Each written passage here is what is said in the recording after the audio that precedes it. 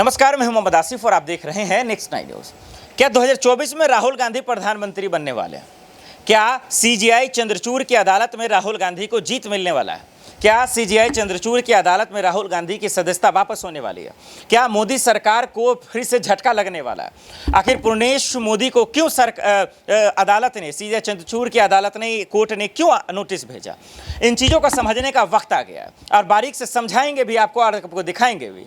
पहले समझिए कि राहुल गांधी के वकील कैसे कह रहे हैं, राहुल गांधी के चाहने वाले लोग कैसे कह रहे हैं कि राहुल गांधी की जीत नहीं, जबरदस्त जीत होगी। वापस संतुलित किया गया है। एलजी और गवर्नर्स के रोल, एलजी दिल्ली में, गवर्नर महाराष्ट्र में, उनके रोल पे एक बहुत बड़ा प्रश्न चिन्ह लगा है। भाजपा के कहने पे, भाजपा के आदेश पे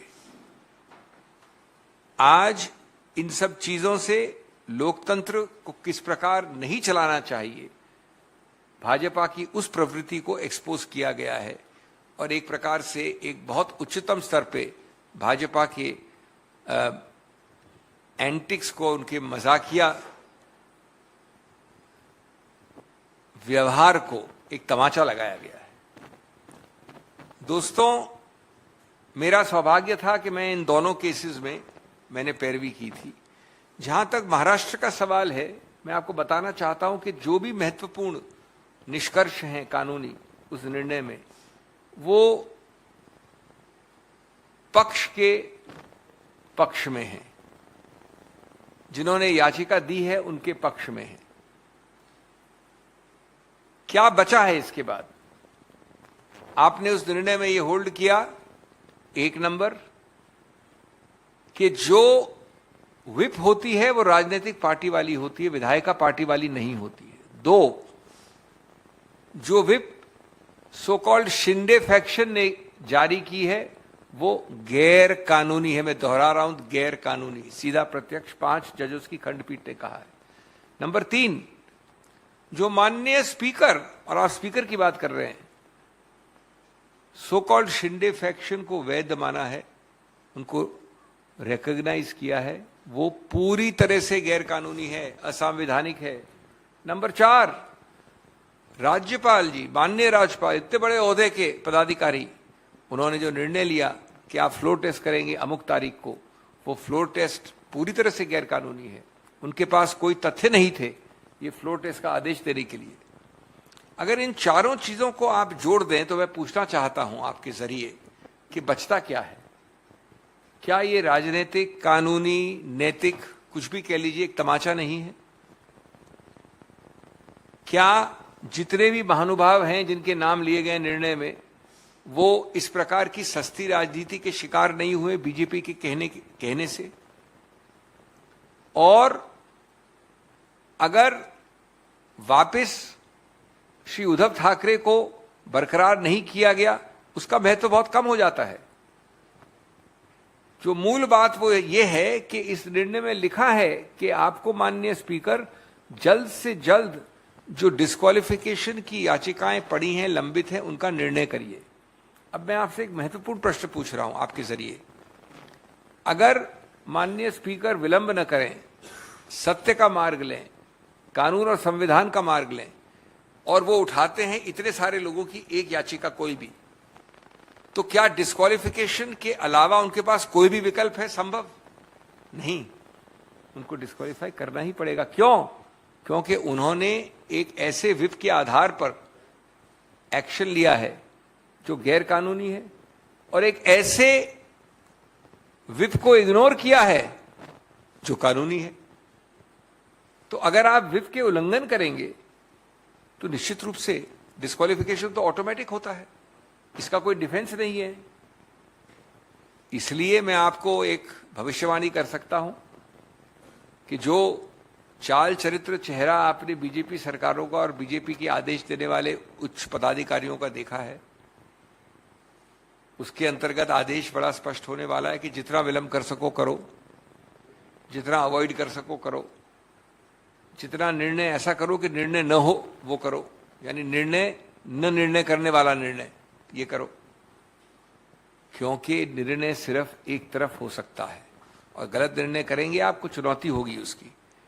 ये दुर्भाग्य है इस देश का लेकिन मैं चाहूंगा कि मेरी भविष्यवाणी गलत हो। अगर आप दिल्ली की तरफ चलें, वहां राज्यपाल थे, यहां एलजी हैं।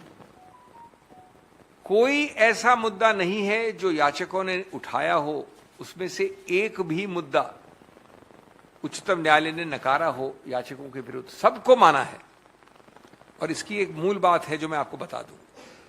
दिल्ली की एक सृष्टि की गई सिर्फ यूनियन टेरिटरी की हैसियत से नहीं, इसकी सृष्टि की गई एक विशेष एंटिटी के आधार पर, जो एक संघीय फेडरल एंटिटी है। और सिर्फ एक ही ऐसी एंटिटी है भारत में जो संविधान के अंतर्गत बनाई गई है, और यूनियन टेरिटरीज को ऐसा विशेष स्थान नहीं दिया गया संविधान के अंतर्गत। इसका दूसरा कारण क्या था? इसका दूसरा कारण था कि अनुच्छेद 239 और इत्यादि इत्यादि जो हैं, AA एक्सेट्रा, उनके अंतर्गत आपको सबसे ज्यादा स्वायत्त मिले, ऑटोनॉमी मिले, स्वायत्तता मिले। नंबर 3, इसका उद्देश्य था कि आप लोकतांत्रिक गणतांत्रिक चुनाव के आधार पर जो भी अपना मत रखना चाहते हैं उसको रखें। ये तीनों चीजों को इस गैर कानूनी असंवैधानिक व्यवहार द्वारा बीजेपी की केंद्र सरकार ने नगण्य बनाने का प्रयत्न बार बार बार बार किया है। मूल मुद्दा यह है दोस्तों, आज एपी की सरकार है, कल कांग्रेस की सरकार दिल्ली में हो सकती है, परसों बीजेपी की सरकार भी हो सकती है, जब दिल्ली में बीजेपी की सरकार न हो। किसी की सरकार हो वो मुद्दा नहीं है। मुद्दा यह है कि क्या दिल्ली के ढांचे में वो स्वायत्तता मिलेगी जो हमारे संविधान निर्माताओं, इस प्रावधान के निर्माताओं का संपूर्ण और एकाकी उद्देश्य था। उद्देश्य तो बना दिया, लेकिन उसको हमने कार्यान्वित करने में पूरी तरह से नगण्य कर दिया। दिन प्रतिदिन वहां पर राज्यपाल, तो यहां पर एलजी ने हस्तक्षेप करके, असंवैधानिक हस्तक्षेप करके इस पूरे सिद्धांत को नगण्य किया है। उसको आज संतुलित रूप से हर पक्ष में, एनसीटी को जो विरोध कर रहे थे, एलजी का पक्ष, केंद्र सरकार के पक्ष को इस निर्णय ने निरस्त किया है। और ये दिल्ली की जीत है, दिल्ली के नागरिकों की जीत है, स्वायत्तता की जीत है, लोकतंत्र और गणतांत्रिक जो सिद्धांत हैं जिसके अंतर्गत आप एक विशेष संवैधानिक यूनियन टेरिटरी का नियंत्रण करते हैं, उसकी जीत है। और दोनों केसेस में एक बहुत बड़ा कानूनी, नैतिक, राजनीतिक मौलिक तमाचा है बीजेपी में। We have today two historical, I would say, colossal judgments by the Supreme Court. They are judgments which have exposed the unholy, undemocratic, and ugly nature, the underbelly and the backbelly of the BJP. Today, friends, the BJP has lost on all fronts, on many fronts.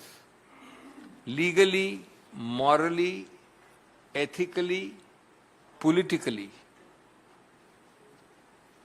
And I am for the moment in this opening clubbing, but in particular for the people of Delhi, Delhi will not be run by a nominated LG or an LG controlled bureaucracy, but Delhi will be run by representative democracy. Friends, path-breaking and seminal would be relevant words for the two Supreme Court judgments, and I had the privilege of arguing them both. Let us briefly spend 3 or 4 minutes on Maharashtra. And I know that you will ask me about relief not given by restoration of status quo ante. But that's a wrong way to approach that judgment. देखा आपने तस्वीरों को। अब इस तस्वीरों को देखकर आपको एहसास हो गया होगा कि राहुल गांधी को कोई अगर बचा सकता है तो वो कोर्ट है, और इसी आखिरी उम्मीद में वो सुप्रीम कोर्ट का रुख अदा किया है।